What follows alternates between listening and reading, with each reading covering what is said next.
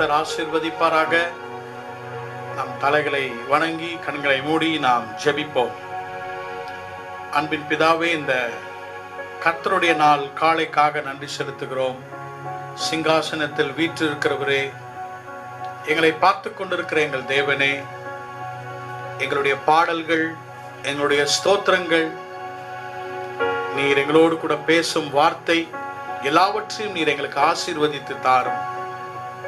உம்மை நாங்கள் முழு இருதயத்தோடும் முழு ஆத்துமாவோடும் உம்மை நாங்கள் ஆராதிக்க, எங்கள் தேவனை உயர்த்த எங்களுக்கு கிருபை தாரும். எங்களோடு கூட சேர்ந்து பாடும் ஒவ்வொரு உள்ளங்களையும் கர்த்தர் நீர் ஆசீர்வதியும். இயேசு கிறிஸ்துவின் நாமத்தில் ஜெபிக்கிறோம் பிதாவே, ஆமென்.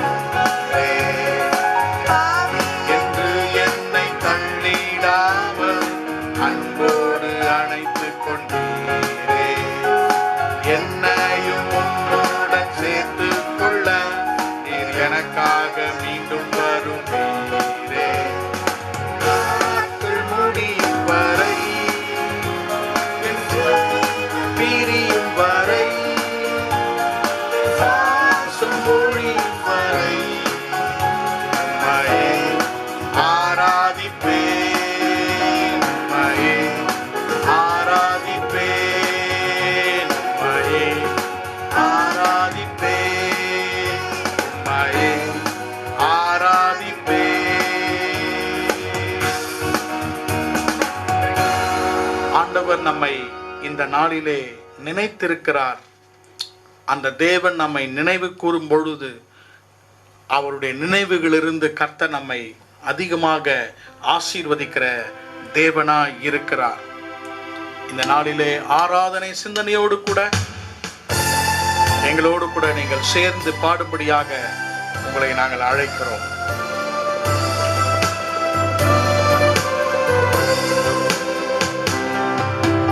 தேவகுமாரா தேவகுமாரா என்ன நினைச்சிடுங்க, தேவகுமாரா தேவகுமாரா கொஞ்சம் நினைச்சிடுங்க.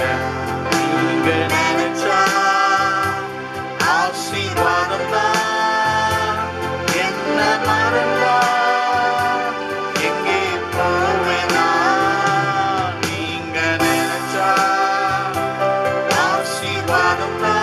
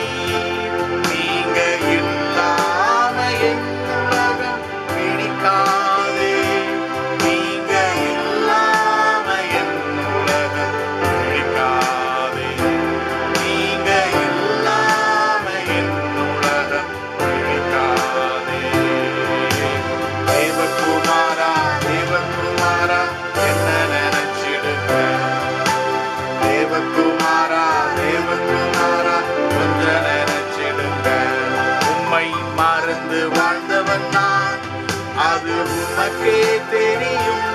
உம்மை மறுதலித்தவன் நான், இதை உலகே அறியும். உம்மை மறந்து வாழ்ந்தவன் நான், அது உமக்கே தெரியும்.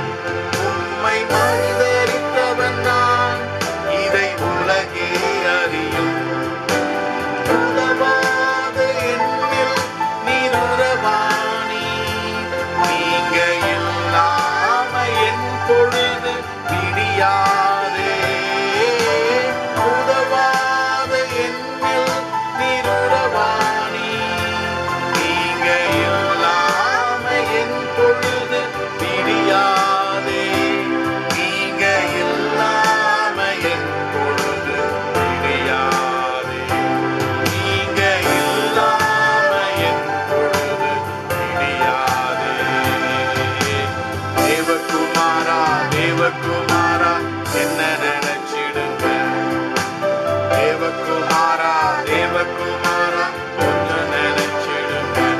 நீங்க நினைச்சா ஆசீர்வாதம் தான், என்ன மறந்தா எங்கே போவேனா. நீங்க நினைச்சா ஆசீர்வாதம் தான், என்ன மறந்தா எங்கே போவேனா.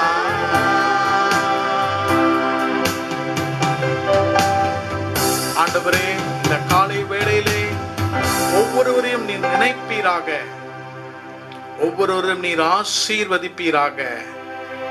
உம்முடைய கரத்திலிருந்து உம்முடைய பிள்ளைகள் மேல் உம்முடைய ஆசீர்வாதம் வந்து தங்கும்படியாக நாங்கள் செபிக்கிறோம். தொடர்ந்து உம்முடைய ஜீவனுள்ள வார்த்தையினால் எங்களோடு கூட நீர் பேசி அருளும். இயேசுவின் நாமத்தில் ஜெபிக்கிறோம் பிதாவே, ஆமென்.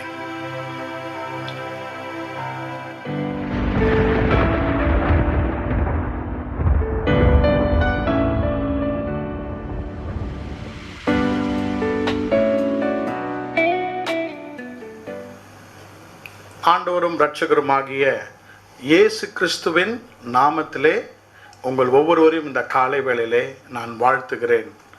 இந்த காலை நம்முடைய வேத தியானத்திற்காக 1 ராஜாக்களின் புத்தகம் 19ஆம் அதிகாரம் 2 வசனங்களை நாம் வாசிக்க போகிறோம். We are going to read from 1 Kings chapter 19 verse 4 and verse 9. முதலாவதாக 4ஆம் வசனத்தை உங்களுக்காக நான் வாசிக்கிறேன். அவன் வனாந்திரத்தில் ஒரு நாள் பிரயாணம் போய் ஒரு சூரை செடியின் கீழ் உட்கார்ந்து தான் சாக வேண்டும் என்று கோரி, போதும் கர்த்தாவே, என் ஆத்துமாவை எடுத்துக்கொள்ளும், நான் என் பிதாக்களை பார்க்கிலும் நல்லவன் அல்ல என்று சொல்லி. But he himself went a day's journey into the wilderness, and came and sat down under a juniper tree. And he requested for himself that he might die, and said, It is enough. Now, O Lord, take away my life, for I am not better than my fathers. 9ஆம் வசனத்தை உங்களுக்காக நாங்கள் வாசிக்கிறோம்.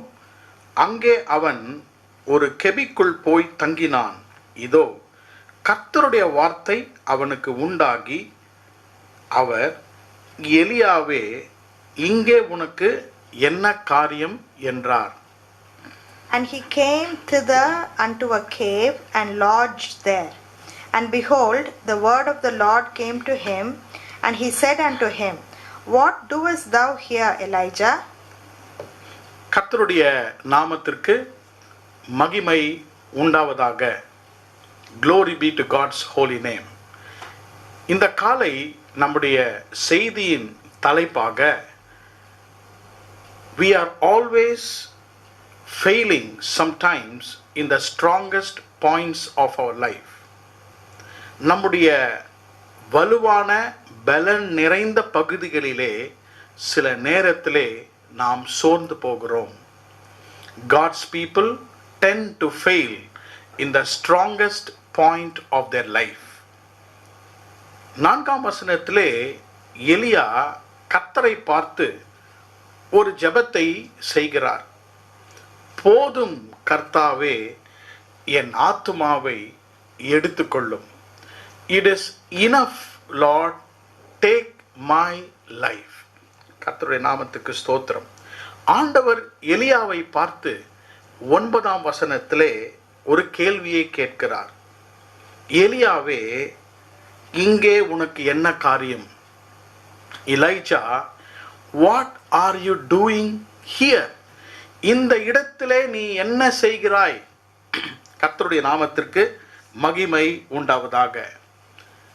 1 ராஜாக்கள் 17, 18, 19ஆம் அதிகாரத்தை நீங்கள் மெதுவாக கூர்ந்து வாசித்தால் we can see Elijah in his highest points of his life and the lowest points of his life. கர்த்தருடைய நாமத்துக்கு ஸ்தோத்திரம். We can see the deterioration of his life from mountain tops of victory to the valley of despair and depression. கர்த்தருடைய நாமத்துக்கு ஸ்தோத்திரம். அநேகர் இன்றைக்கு இப்படிப்பட்ட ஜெபத்திலே வாழ்க்கையிலே நினைக்கிறார்கள், செய்கிறார்கள். போதும் கர்த்தாவே, என்னை சூழ்ந்து இருக்கும் காரியங்களை நினைத்து, போதும் கர்த்தாவே, நீர் என்னை எடுத்துக்கொள்ளும் என்று நினைக்கிறார்கள், ஜெபிக்கிறார்கள். எலியா கர்த்தருடைய ஒரு பெரிய தீர்க்கதரிசி. அவரும் அப்படியாக ஒரு ஜெபத்தை செய்தார். ஆனால் கர்த்தர் அப்படிப்பட்ட ஜெபங்களை கேட்கிற தேவன் அல்ல. அப்படிப்பட்ட ஜெபங்களுக்கு நேரடியாக பதிலளிக்கிற தேவன் அல்ல. கர்த்தருடைய நாமத்துக்கு மகிமை உண்டாவதாக. அப்படிப்பட்ட ஜெபத்தை செய்கிறவர்களை பார்த்து ஆண்டவராகிய தேவன் கேட்கிற ஒரு கேள்வி, what are you doing here? இங்கு உனக்கு என்ன காரியம்? எலியாவினுடைய வாழ்க்கையிலே he was traveling from place to place in his life for his ministry, and he was running from God. In one way he was running to God. கர்த்தருடைய நாமத்துக்கு ஸ்தோத்திரம்.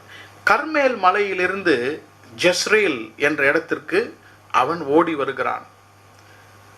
19ஆம் அதிகாரத்திலே எலியா தீர்க்கதரிசி பேர்ஷீபா என்னும் வனாந்திரத்துக்கு அவன் பிரயாணம் பண்ணி ஓடுகிறான். அந்த வனாந்திரத்திலே அவன் அங்கு படுத்து கொண்டிருக்கும் பொழுது 19ஆம் அதிகாரத்திலே வாசிக்கிறோம், அங்கிருந்து எழும்பி அவன் ஓரே மலைக்கு நேராக கடந்து செல்கிறான். ஏறக்குறைய ஒரு 300 மைல்கள் அவன் இங்கும் அங்குமாக அலைந்து தன் ஜீவனுக்காக ஓடுகிறதை குறித்து வாசிக்கிறோம். எனக்கு அன்பான சகோதர சகோதரிகளே, ஆண்டவராகிய தேவன் நம்முடைய விரக்தியான வாழ்க்கையை பார்த்து, நம்முடைய சோர்வுள்ள வார்த்தையை பார்த்து தம்மை மூடிக்கொள்கிற தேவன் அல்ல. அவர் தம்மை வெளிப்படுத்தி நம்மை உயிர்ப்பித்து எழும்பி நிறுத்துகிற தேவனாக அவர் இருக்கிறார். கர்த்தருடைய நாமத்திற்கு மகிமை உண்டாவதாக. இந்த நாள் காலையிலே ஆண்டவராகிய தேவன் நம்மை நம்முடைய சூழ்நிலையிலே, நம்முடைய சோர்வு விரக்தியான சூழ்நிலையிலே விட்டு விடுகிற தேவன் அல்ல என்பதை எலியாவினுடைய வாழ்க்கையிலிருந்து நாம் இன்றைக்கு தியானிக்க போகிறோம். ஏன் எலியாவின் வாழ்க்கை? யாக்கோபு 5ஆம் அதிகாரம் 17ஆம் வசனத்தை நீங்கள் வாசித்தால், he was a man with like passions like us.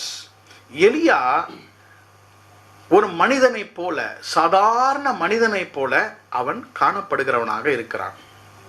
கர்த்தருடைய நாமத்திற்கு மகிமை உண்டாவதாக. He was pushed to the extreme limits of his life. தன்னுடைய வாழ்க்கையின் அடித்தளத்திற்கு அவன் தள்ளப்படுகிறான். இருதயம் மிகவும் நொறுங்குண்டவனாக சுய பரிதாபத்தோடு அவன் காணப்படுகிறான். இந்த 19ஆம் அதிகாரத்திலே, போதும் ஆண்டவரே, என்னால் வாழ முடியவில்லை என்று சொல்லுகிறவர்களுக்கு ஆண்டவராகிய தேவன் அருமையான ஒரு தீர்வை கர்த்தர் வைத்திருக்கிறார். என்னோடு கூட சேர்ந்து இந்த காலை வேளையிலே இந்த அதிகாரத்திலே ஆண்டவராகிய தேவன் நம்மோடு கூட பேசும் வார்த்தைகளை நாம் தியானிப்போம். Let me bring to you 3 important thoughts from this particular chapter that will bless us out of the depression and the despair in life. முதல் 4 வசனங்களை இந்த அதிகாரத்திலே வாசிக்கும் பொழுது, we read about Elijah's circumstances that crippled him. From verse 5 to verse 8, if you read, we can read the compassion of God that calmed Elijah. Number 3, when we read from verse 9 to verse 18, we can read about the confrontation of the Lord that cured the life of Elijah. கர்த்தருடைய நாமத்துக்கு ஸ்தோத்திரம். The circumstances that crippled him, the compassion of God that calmed the life of Elijah, and the confrontation of God that cured the life of Elijah. தமிழை உங்களுக்காக சொல்ல விரும்புகிறேன். எலியாவை தன் வாழ்க்கையிலே முடக்கின சூழ்நிலைகள். இரண்டாவதாக, எலியாவை அமைதிப்படுத்தின தேவனுடைய இரக்கங்கள். மூன்றாவதாக, எலியா தீர்க்கதரிசியை குணப்படுத்தின தேவனுடைய எதிர்ப்படுதல். கர்த்தருடைய நாமத்துக்கு மகிமை உண்டாவதாக. என்னோடு கூட சேர்ந்து இந்த அதிகாரத்திலே என்னோடு கூட இதை நீங்கள் தொடர்படியாக நான் விரும்புகிறேன். 1 ராஜாக்கள் 19ஆம் அதிகாரம் 3ஆம் வசனத்தை உங்களுக்காக நான் வாசிக்கிறேன். Let us read verse 3 of 1 Kings chapter 19. அவனுக்கு அது தெரிந்தபோது எழுந்து தன் பிராணனை காக்க யூதாவை சேர்ந்த பெயர்சேபாவுக்கு புறப்பட்டு போய் தன் வேலைக்காரனை அங்கே நிறுத்திவிட்டான். And when he saw that, he arose and went for his life and came to Beersheba, which belongeth to Judah, and left his servant there. 3ஆம் வசனத்தை இப்போது நாம் வாசிக்க கேட்டோம். 3ஆம் வசனத்திலிருந்து 4ஆம் வசனம் வரை நீங்கள் வாசிக்கும் பொழுது நம்மை முடக்கி வைக்கும் சில சூழ்நிலை குறித்து வாசிக்கிறோம். The circumstances that crippled the life of prophet Elijah. அவனுக்கு அது தெரிந்தபோது, கர்த்தருடைய நாமத்துக்கு ஸ்தோத்திரம். When he saw that, ஆங்கில வேதம் சொல்கிறது அவன் அதை பார்த்த பொழுது. தமிழ் வேதத்திலே அவனுக்கு அந்த காரியங்கள் தெரிந்த பொழுது. கர்த்தருடைய நாமத்துக்கு ஸ்தோத்திரம். What are the 3 circumstances that crippled the life of Elijah? எலியாவினுடைய வாழ்க்கையை முடக்கி அவனை செயல்படுத்தாதபடி முடக்கின காரியங்கள் என்ன? அருமையான கர்த்தருடைய பிள்ளைகளே, சகோதர சகோதரிகளே, ஆண்டவர் மேல் நாம் வைத்திருக்கிற நம்பிக்கை நம்முடைய வாழ்க்கையிலே அன்றாட செயல்களை செய்யாதபடி சில சூழ்நிலைகள் நம்மை முடக்கி வைக்கின்றன. முதலாவதாக, Elijah saw wrong things. இரண்டாவதாக, Elijah sought wrong things. மூன்றாவதாக, Elijah said wrong things. எலியா தவறான காரியங்களை பார்க்கிறான். இரண்டாவதாக, தவறான காரியங்களை நாடி ஓடுகிறார். மூன்றாவதாக, தவறான காரியங்களை தன் வாயினால் பேசுகிறதை 2 வசனங்களிலே நாம் வாசிக்கலாம். அவனுக்கு அது தெரிந்தபோது, கர்த்தருடைய நாமத்துக்கு ஸ்தோத்திரம். When he saw, எதை அவன் தெரிந்து கொள்கிறான்? ஏசபேல். அந்த ஏசபேல் அவன் பாகால் தீர்க்கதரிசியை கொன்று போட்டது போல எலியாவையும் எலியாவினுடைய பிராணனையும் அழிக்கும்படியாக ஏசபேல் சொன்ன வார்த்தைகளை அவன் கேள்விப்படுகிறான். The threatening words of Jezebel, ஏசபேலுடைய பயமுறுத்தும் வார்த்தைகள் தன் செவிகளிலே அவனுக்கு விழுந்த பொழுது அவனை சுற்றிலும் அவனை அழிக்க வேண்டும் என்று ஏசபேல் தேடுகிறாள். இந்த செய்தி காதுகளிலே வருகிறது. இதை அவன் தெரிந்து கொள்கிறான்.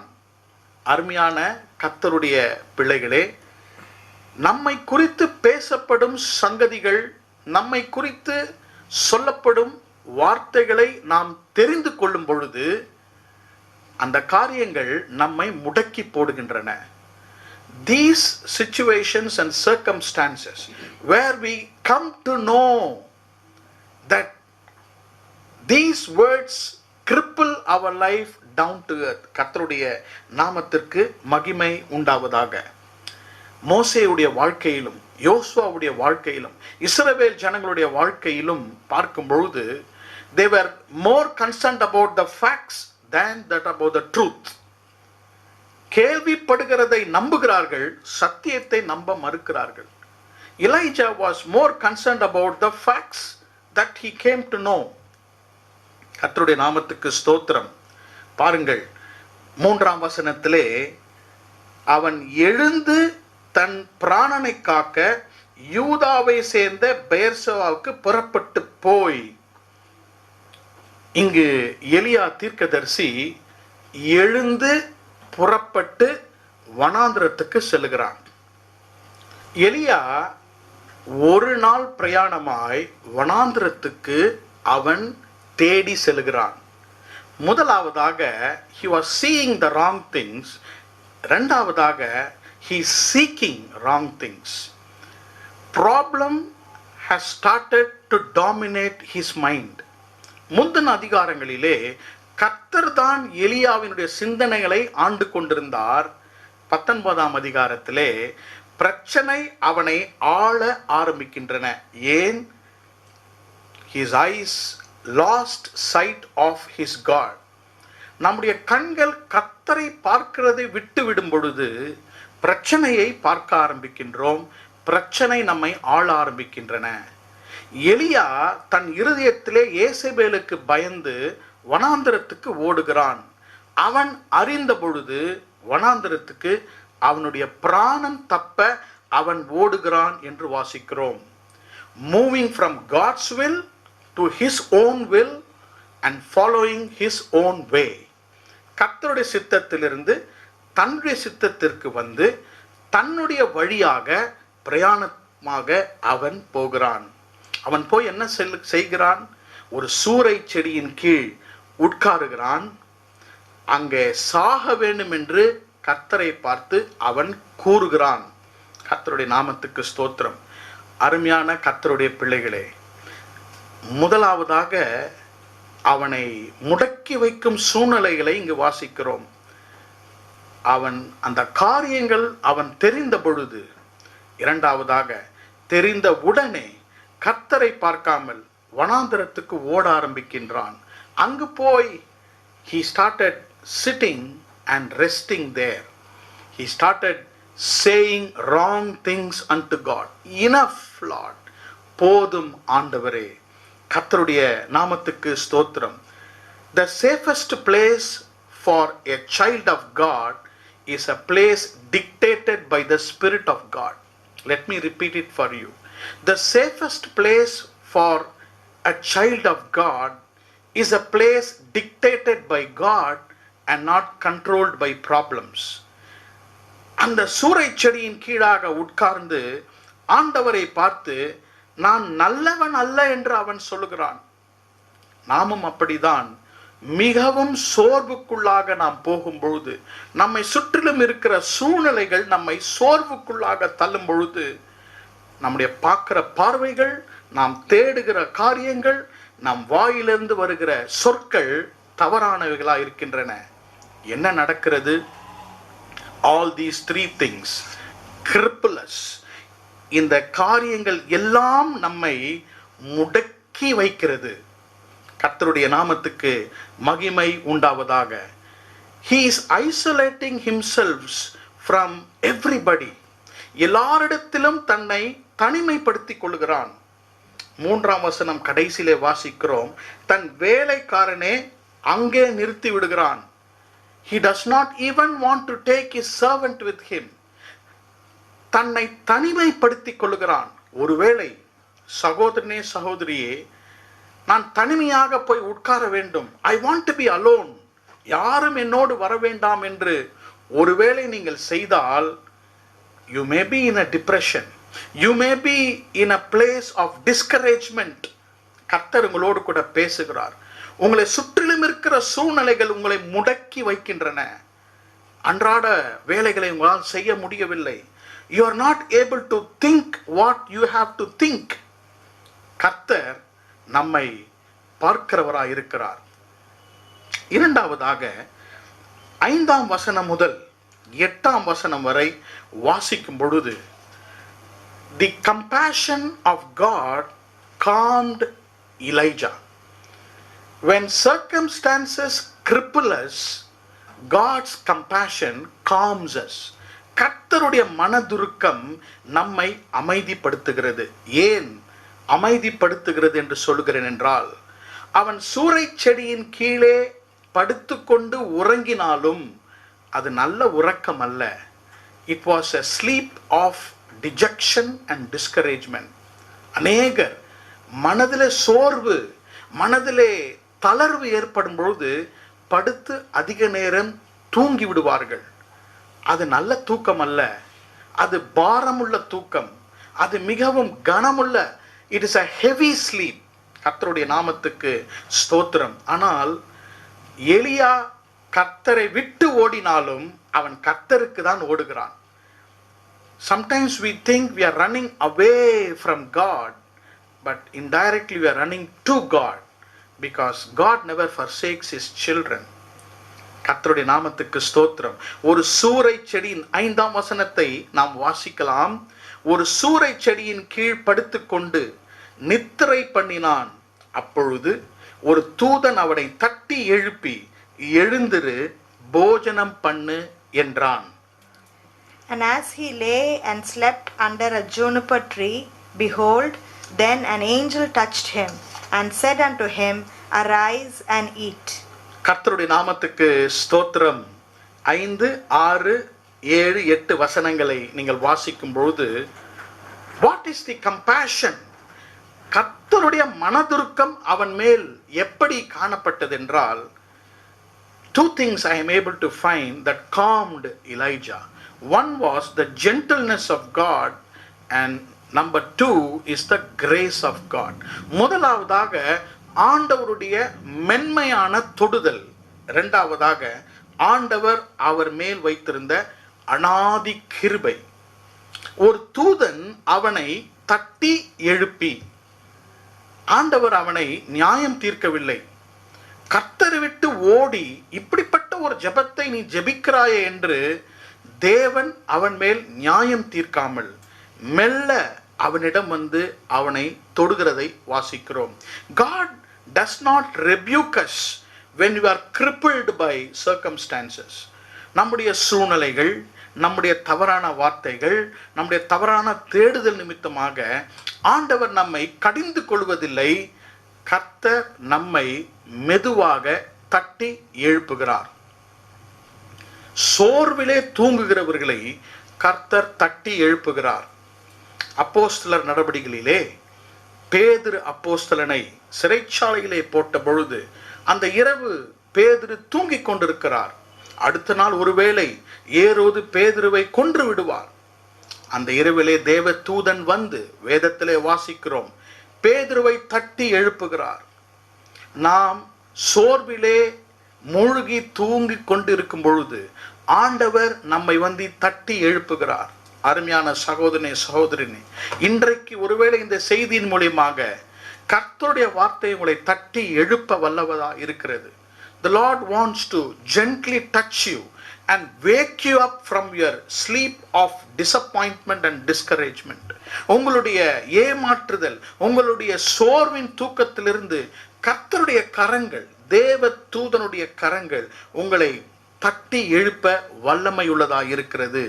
கர்த்தருடைய நாமத்துக்கு ஸ்தோத்திரம். அந்த தேவ தூதன் மெதுவாக வந்து போஜனம் பண்ணு என்று சொல்லுகிறான். 6ஆம் வசனம், அவன் விழித்து பார்க்கிற பொழுது தழலில் சுடப்பட்ட அடையும் ஒரு பாத்திரத்தில் தண்ணீரும் அவன் தலைமாட்டில் இருந்தது.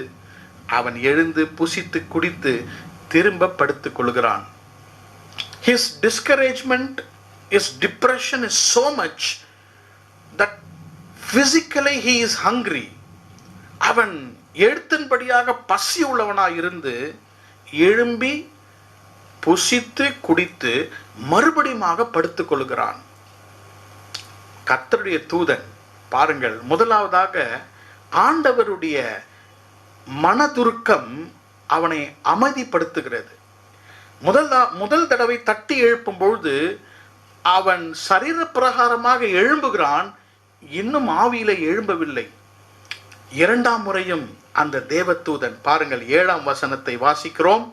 கர்த்தருடைய தூதன் திரும்ப 2ஆம் தரம் வந்து அவனை தட்டி எழுப்பி, எழுந்திருந்து போஜனம் பண்ணு, நீ பண்ண வேண்டிய பிரயாணம் வெகு தூரம் என்றான்.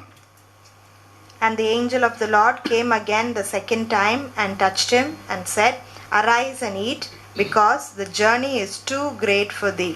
2ஆம் முறை தேவதூதன் வருகிறான். முதல் முறை தட்டி எழுப்பி தேவதூதன் ஒருவேளை அருகிலே நின்றிருப்பான். அந்த அடையையும் அந்த தண்ணீரையும் குடிக்கும் மட்டும் அங்கு தேவதூதன் நின்று கொண்டிருந்திருப்பான் என்று நினைக்கிறோம். மறுபடியுமாக தூங்க செல்கிறான். மறுபடியுமாக எலியா தூங்கி விடுகிறார். அவ்வளவு அசதி, அவ்வளவு தளர்ச்சி. 2ஆம் தரம் அவனை தட்டி எழுப்பி, எழுந்திருந்து போஜனம் பண்ணு. இது கர்த்தருடைய கிருபையை குறிக்கிறது. நாம் எவ்வளவுதான் கர்த்தரை விட்டு ஓடும்படியாக சென்றாலும், நாம் எவ்வளவுதான் நம்முடைய தளர்ச்சியிலே மூழ்கினாலும், ஆண்டவருடைய கிருபை, நம்மை சூழ்ந்து கொள்ளும் தேவ கிருபை நம்மை தட்டி எழுப்ப வல்லமை உள்ளதா இருக்கிறது. God is so patient with us. நம்மோடு கூட கர்த்தருடைய கிருபை மிகவும் பொறுமையாக இருக்கிறது. இன்றைக்கு நம்மோடு கூட, உங்களோடு கூட கர்த்தருடைய கிருபை மிகவும் பொறுமையோடு கூட, நம்முடைய செயல்களிலே கர்த்தர் பொறுமையோடு கூட நம்மை எழுப்பும்படியாக அவர் விரும்புகிறார். கர்த்தருடைய நாமத்திற்கு மகிமை உண்டாவதாக. He was overstrained mentally.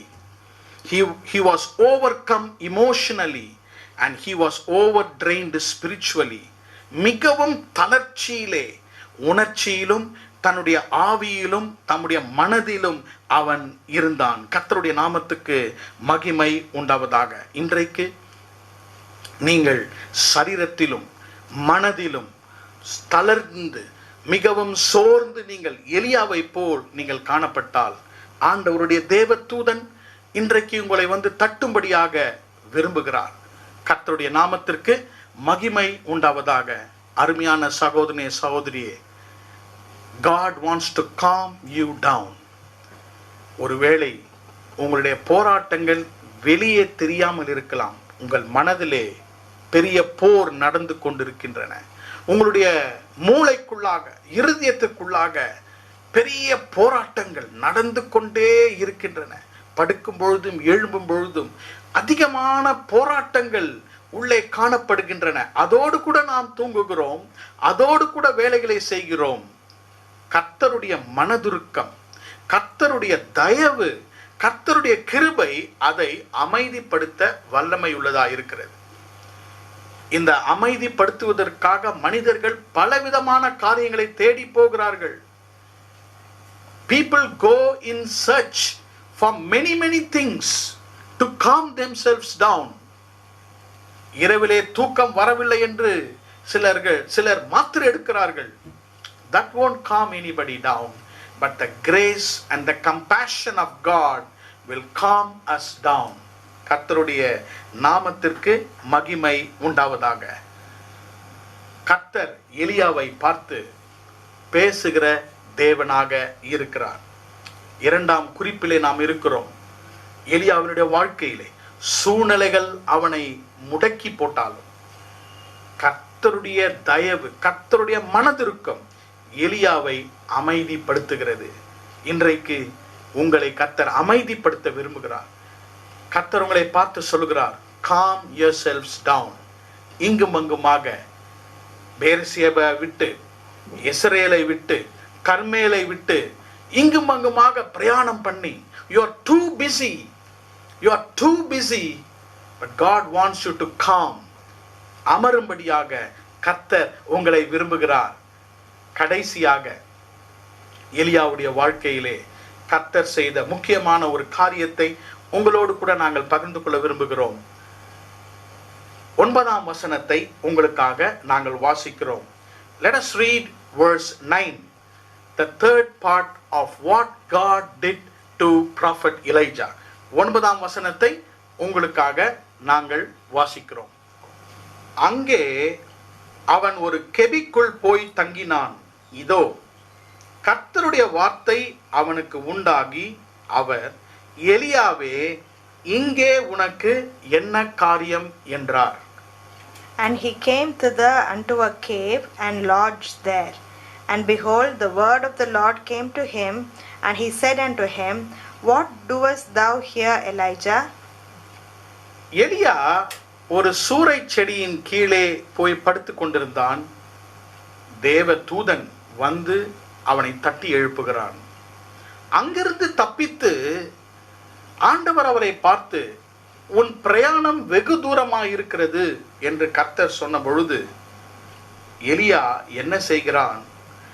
அந்த போஜனத்தின் பலத்தினால் 40 நாள் இரவு பகல் ஓரேப் என்னும் தேவனுடைய பர்வதம் மட்டும் நடந்து போனான்.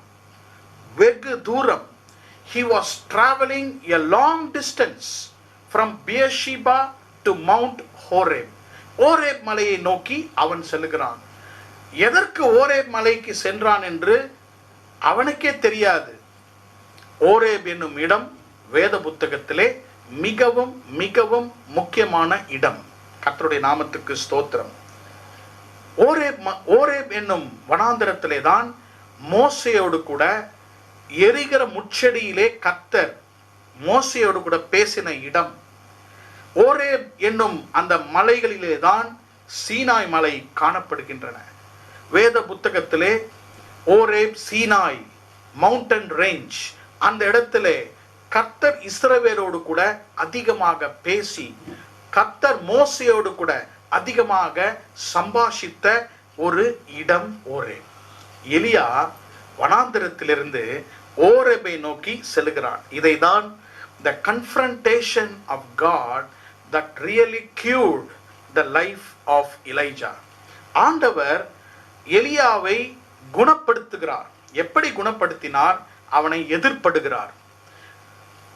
The Lord's compassion never fails us, but more than compassion, the Lord sometimes deals straight with us.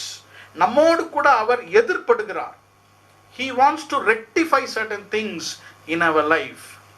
இங்கு எலியாவுக்கு இருக்கிற மிக பெரிய பிரச்சனை சுய பரிதாபம். நான் மட்டும் தான் இருக்கிறேன் என்று அவன் சொல்லுகிறான். நான் பிதாக்களை பார்க்கிலும் நான் சிறந்தவன் அல்ல என்று அவன் சொல்லுகிறான். ஒரு பக்கம் கொஞ்சம் பெருமை அவனுடைய உள்ளத்தில் இருக்கின்றன, இன்னொரு பக்கத்திலே ஒரு பயம் எலியாவின் வாழ்க்கையிலே காணப்படுகிறது. God wanted to deal straight with Elijah. எலியாவை நேரடியாக கர்த்தர் எதிர்ப்படுகிறார். 3 காரியங்களிலே கர்த்தர் எலியா தீர்க்கதரிசியை எதிர்ப்படுகிறார். God Almighty confronted Elijah in 3 things. He confronted him in his actions. He confronted him in his attitude. He confronted Elijah in his assumptions. கர்த்தருடைய நாமத்துக்கு ஸ்தோத்திரம். அவனுடைய செயலிலே கர்த்தர் எதிர்ப்படுகிறார். அவனுடைய அணுகுமுறையிலே கர்த்தர் எதிர்ப்படுகிறார். அவனுடைய அனுமானத்திலே, அவனுடைய நினைப்புகளிலே கர்த்தர் அவனோடு கூட எதிர்ப்படுகிறதை இந்த பகுதியிலே வாசிக்கலாம். நீங்கள் இந்த 14 18 வரைக்கும் நீங்கள் மெதுவாக நீங்கள் வாசிக்கலாம். கர்த்தருடைய நாமத்துக்கு ஸ்தோத்திரம். ஓரேப் மலைக்கு போய் கர்த்தரோடு கூட பேசினால் அதை நாம் ஏற்றுக்கொள்ளலாம். ஆனால் ஓரேபுக்கு போய் குகையிலே போய் ஒளிந்து கொள்கிறான். He goes and hides himself in a cave. அநேகர் இப்படிதான் செய்கிறார்கள். ஒரு இடத்துல போய் ஒளிந்து கொள்கிறார்கள். கர்த்தர் அவளை விடுவிக்கிறார். அந்த சூறை செடியிலிருந்து கர்த்தர் நம்மை மிக மிக இரக்கத்தோடு விடுதலையாக்கினால் குகையிலே போய் ஒளிந்து கொள்கிறார்கள். They find another shell or another place to hide from God. ஒரு குகைக்குள்ள போய் அவன் இருக்கும் பொழுது கர்த்தர் அவனை நேரடியாக ஏற்படுகிறார். He confronts him and asks him, what are you doing here? இந்த இடத்திலே உனக்கு என்ன காரியம்? You are a prophet of God. நீ கர்த்தருடைய தீர்க்கதரிசி, அக்கினியை இறக்கின தீர்க்கதரிசி, மலையை நிறுத்தின தீர்க்கதரிசி. இருக்கிற இடம் சரியான இடம் அல்ல. நாம் கர்த்தருடைய பிள்ளைதான், இருக்கிற இடம் சரியல்ல. குகையிலே போய் யாரும் என்னை பார்க்க கூடாது என்று தன்னை ஒளித்துக் கொள்கிறான். ஆண்டவர் சொல்லுகிறார், குகையை விட்டு நீ வெளியே வா. You come out of the cave. God sometimes wants to confront our actions. நாம் செய்கிற புத்தியினமான கிரியைகளை கர்த்தர் ஏற்பட விரும்புகிறார். He wants to forsake it. We are not called to live in a cave. ஒளிந்து கொண்டு குகையிலே பயத்திலே வாழும்படியாக கர்த்தர் உங்களையும் என்னையும் அழைக்கவில்லை. கர்த்தர் நம்மை சந்தோஷத்தோடும் மகிழ்ச்சியோடும் விடுதலையோடும் வாழவே எலியாவை அழைத்திருக்கிறார், நம்மை அழைத்திருக்கிறார். எலியாவை பார்த்து கர்த்தர் சொன்னார், You are so open before me in Mount Carmel. கர்மேல் மலையிலே அவ்வளவு தைரியமாயிருந்த எலியா ஓரேப் மலைக்கு வந்து ஏன் குகையிலே நீ ஒளிந்து கொண்டிருக்கிறாய்? Come out of that cave. ஆண்டவர் அங்கு வருகிறார். 11ஆம் வசனத்திலே 3 விதமான காரியங்கள் அங்கே நடைபெறுகிறது. காற்று அடிக்கிறது, பூமி அதிர்ச்சி உண்டாகிறது, அக்கினி உண்டாகிறது. There is a wind that was blowing there. There was an earthquake happening there, and there was the fire which was coming out there before the Lord. வேதம் சொல்லுகிறது, இந்த 3லும் கர்த்தர் இல்லை. The Lord did not speak from either the wind or the earthquake or the fire. ஏன் இந்த 3ஐயும் எலியாவுக்கு காண்பிக்கிறார் என்றால், எலியாவே, காற்றையும் பூமி அதிர்ச்சியையும் அக்கினியை போல நீ இருக்கிறாய். 3ம் எனக்கு கீழ்ப்படுகிறது. நீ எனக்கு இப்பொழுது கீழ்ப்படிய வேண்டும். 12ஆம் வசனத்திலே வாசிக்கும் பொழுது அந்த அக்கினிக்கு பின் அமர்ந்த மெல்லிய சத்தம் உண்டாயிற்று. God is confronting his attitude. அவன் மனதிலே அவனுடைய attitude, அவனுடைய நினைப்பு என்னவென்றால், அந்த கர்மேல் பர்வதத்திலும் மழை வர வைத்து அந்த பாகால் தீர்க்கதரிசியை அவன் கொன்று போட்டு அக்கினியை இறக்கினது போல கர்த்தர் பெரிய காரியத்தை செய்வார் என்று அவன் நினைத்து கொண்டிருக்கிறான். கர்த்தர் அவனை பார்த்து சொன்னார், I want to speak to you through small things. மெல்லிய சத்தம் மூலமாக உன்னோடு கூட நான் பேச விரும்புகிறேன். அருமையான சகோதரனே, சகோதரியே, உங்களோடு கூட கர்த்தர் பேச விரும்புகிறார். மெல்லிய சத்தத்தின் மூலமாக கர்த்தர் பேச விரும்புகிறார். நாம் என்ன நினைக்கிறோம்? கர்த்தர் எனக்கு ஒரு காற்றை அனுப்புவார், கர்த்தர் எனக்கு ஒரு பூமி அதிர்ச்சியை அனுப்புவார், ஆண்டவர் அக்கினியை எனக்கு அனுப்புவார். கர்த்தர் சொல்கிறார், இல்லை என் மகனே, என் மகளே, மெல்லிய சத்தத்தின் மூலமாக உன்னோடு கூட பேசுவேன். God was changing his attitude. அவனுடைய அணுகுமுறையை கர்த்தர் மாற்றுகிறார். கடைசியாக அவனுடைய assumptions, அவனுடைய அனுமானங்கள், அவன் நினைத்து கொண்டிருந்த தவறான நினைத்துகளை கர்த்தர் மாற்ற விரும்புகிறார். அவன் என்ன நினைத்தான்? I am forsaken. He assumed that he was forsaken. He assumed that his life is finished. This is very, very important in Elijah's life. அவன் என்ன நினைத்தான்? என் வாழ்க்கையிலே கர்த்தர் என்னை கைவிட்டு விட்டார், என் வாழ்க்கை இதோடு கூட முடிந்து விட்டது என்று அவன் தனக்குள்ளாக நினைத்துக் கொள்கிறான். Assumption is one of the dangerous tool the enemy uses in our life. அவ்வப்போது நம்ம இடத்துல வந்து சொல்லுவான், சத்துரு வந்து காதுகளிலே மெல்லிய சத்தத்திலே சொல்லுவான், இத்தோடு உன் வாழ்க்கை முடிகிறது, கர்த்தர் உன்னை கைவிட்டு விட்டார் என்ற தவறான அந்த அனுமானங்களை நம்முடைய காதுகளிலே சொல்லும் பொழுது கர்த்தர் எலியாவை பார்த்து என்ன சொன்னார்? I will cure your disappointment. உன்னுடைய சோர்வை நான் குணமாக்குவேன். எப்படி? You have a great ministry before you. 3 காரியங்கள் உனக்காக காத்திருக்கிறது. உன் பிரயாணம் வெகு தூரம். 15, 16 வசனங்களை வாசிக்கும் பொழுது, ஆசகேலை நீ ராஜாவாக அபிஷேகம் பண்ண வேண்டும், யெகூவை இஸ்ரவேலின் மேல் ராஜாவாக அபிஷேகம் பண்ண வேண்டும், எலிசாவை உன் ஸ்தானத்திலே அபிஷேகம் பண்ண வேண்டும். There are 3 more important ministries waiting for you. Elijah, how can you say that everything is finished? ஆண்டவர் எலியாவுக்கு ஒரு நம்பிக்கையை தருகிறார். அருமையான சகோதரனே, சகோதரியே, வாழ்க்கையில உங்களுக்கு ஒரு நம்பிக்கையை கர்த்தர் தருகிறார். Medicine is not the cure for depression, but the confrontation of the hope of God is the medicine for you today. இன்றைக்கு கர்த்தர் உங்களுக்கு ஒரு தீர்வை தருகிறார். இனிமேல் என் வாழ்க்கையில் ஒன்றுமில்லை, அவ்வளவுதான் என்று நீங்கள் முடிவெடுக்க முடியாது. ஆண்டவர் தான் உங்களுக்காக முடிவை எடுக்க முடியும். அன்றைக்கு கர்த்தர் அவனை எழுப்பி அவனை நடக்கும்படியாக கர்த்தர் செய்தார். God prospered his life from that time. அவனுடைய ஃபோக்கஸ், அவனுடைய குறிக்கோளை கர்த்தர் தெளிவுபடுத்தினார். இன்றைக்கு ஆண்டவராகிய தேவன் உங்களை தெளிவுபடுத்தும்படியாக கர்த்தர் விரும்புகிறார். He wants to cure you. உங்களை குணப்படுத்த, உங்களை சுகப்படுத்த விரும்புகிறார். சரீர சுகம் அல்ல, மனதிலே ஒரு சுகம். God wants to bring a mental healing to everyone who is listening this morning to the word of God. எலியாவை போல நீங்கள் இருக்கலாம், சோர்ந்து போய் இருக்கலாம், இடம் விட்டு இடம் நான் பிரயாணம் பண்ணி கொண்டிருக்கலாம், போதும் கர்த்தாவே என்னை எடுத்துக்கொள்ளும் என்று சொல்லலாம். கர்த்தர் உங்களோடு கூட பேசி உங்களை மாற்றும்படியாக விரும்புகிறார். சோர்ந்து போயிருக்கிற உங்களுக்கு கர்த்தர் அவருடைய நம்பிக்கையை ஊட்ட விரும்புகிறார்.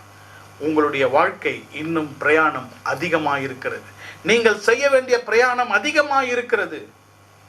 கண்களை மூடி நாம் ஜெபிக்க போகிறோம். ஆண்டவரை பார்த்து, ஆண்டவரே, உம்மை விட்டு நான் ஓடுகிறேன் என்று நான் நினைத்துக் கொள்கிறேன். ஆனால் நான் உம்மை நோக்கி நான் ஓடுகிறேன். Lord, I am thinking that I am running away from you. But Lord, I am running to you today. எலியாவை போல் he failed in the strongest point of his life. சில நேரத்திலே நான் மிகவும் பலம் உள்ளவன் என்று சொல்லுவோம். அந்த இடத்திலே நாம் தோல்வி அடைகிற சூழ்நிலைகள் வரும். அங்கதான் கர்த்தர் நம்மை உயர்த்துகிறார். We are in a tendency to fail in the strongest point of our life. அதுதான் எலியாவுடைய வாழ்க்கையில நடந்தது. கர்த்தர் நம்மை கைவிட மாட்டார். கண்களை மூடி நாம் ஜெபிப்போம். பரிசுத்தமுள்ள நல்ல பிதாவே, இந்த காலை ஆராதனைக்காக ஸ்தோத்திரம்.